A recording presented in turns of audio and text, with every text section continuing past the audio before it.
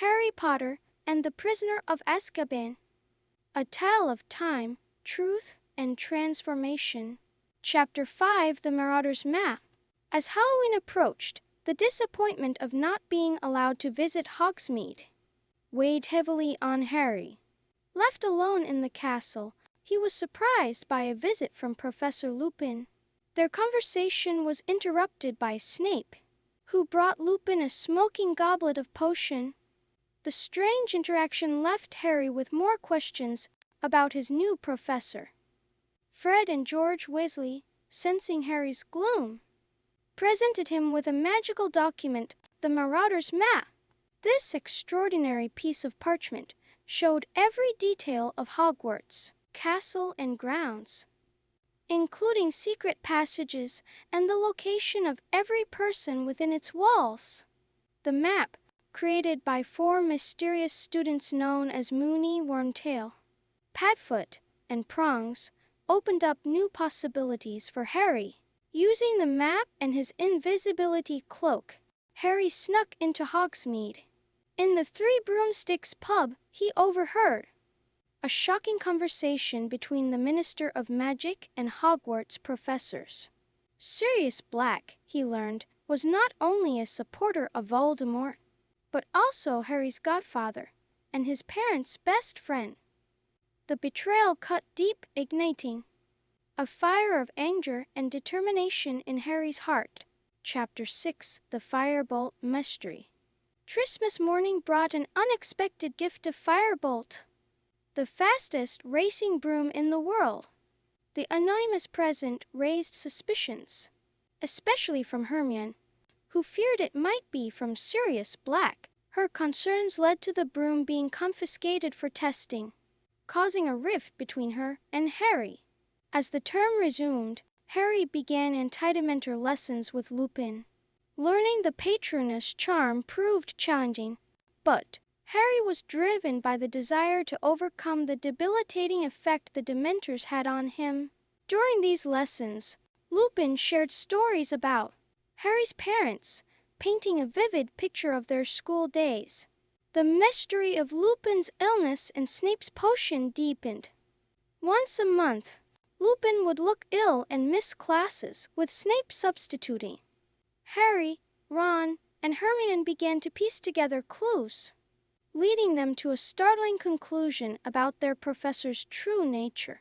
Chapter 7: Cat, Rat, and Dog. The tension between Hermione and Ron reached a breaking point when Hermione's cat, Crookshanks, seemingly ate Ron's rat, Scabbers. The loss of his pet and the strain of supporting Hagrid in Buckbeak's trial for attacking Malfoy took its toll on Ron. As the Quidditch final approached, Harry's Firebolt was finally returned. The match against Slytherin was a high-stakes game of speed and strategy. Harry's spectacular capture of the snitch led Gryffindor to victory and secured the Quidditch Cup. The celebration was short-lived. On the night of Buckbeak's scheduled execution, Harry, Ron, and Hermione snuck down to Hagrid's cabin to comfort him. In a shocking turn of events, they discovered Scabbers alive.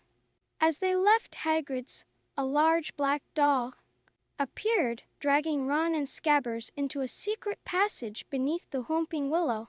Chapter 8: Moony, Wormtail, Padfoot, and Prongs. Harry and Hermione pursued Ron through the passage. Emerging in the Shrieking Shack, there they confronted not a dog, but Sirius Black himself. As tensions escalated, Professor Lupin arrived. Embracing Black as an old friend, the truth unfolded in a series of shocking revelations.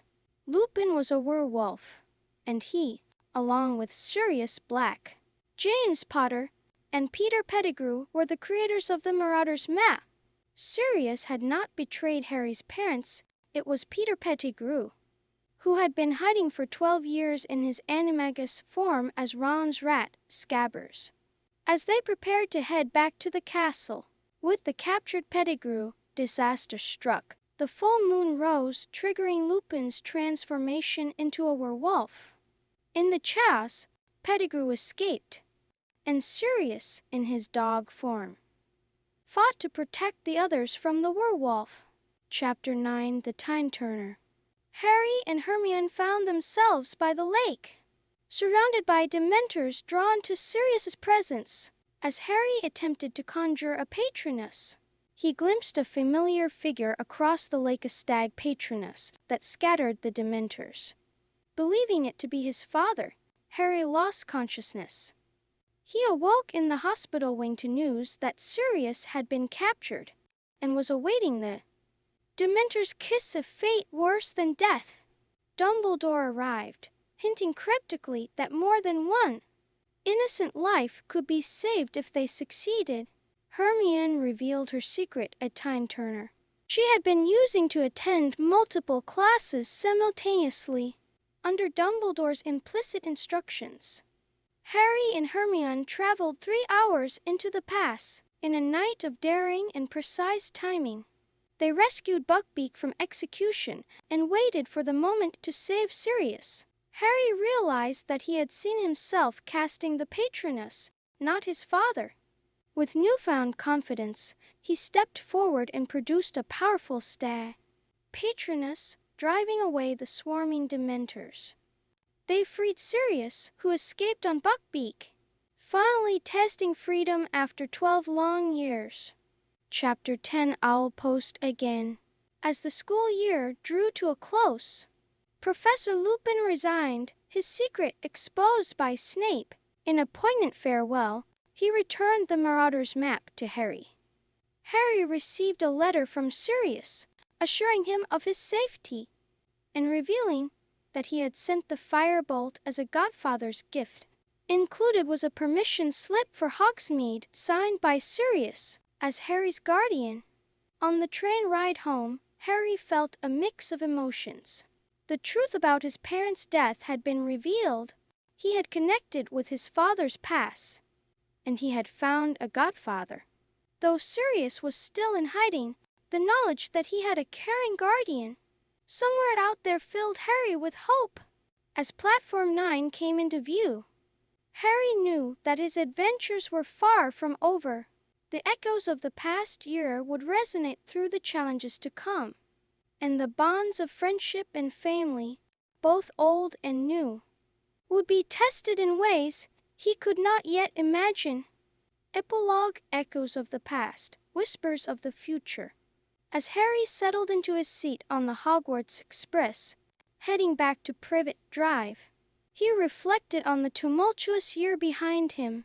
The revelation of Sirius Black's innocence and the truth about his parents' betrayal had shaken the foundations of what he thought he knew about his past. The image of his powerful patroness lingered in his mind, a tangible connection to his father and a symbol of his growing magical abilities.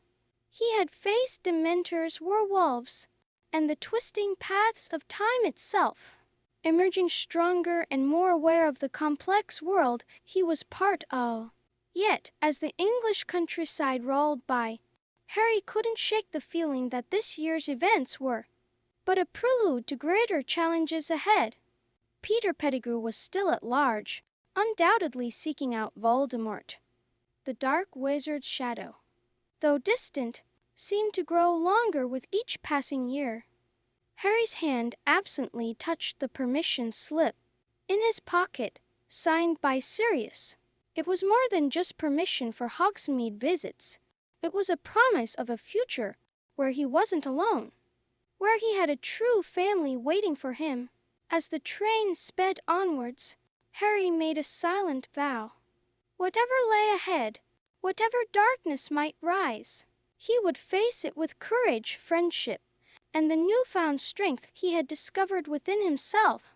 The year of the Prisoner of Azkaban had changed him, and Harry Potter was ready for whatever the future might bring.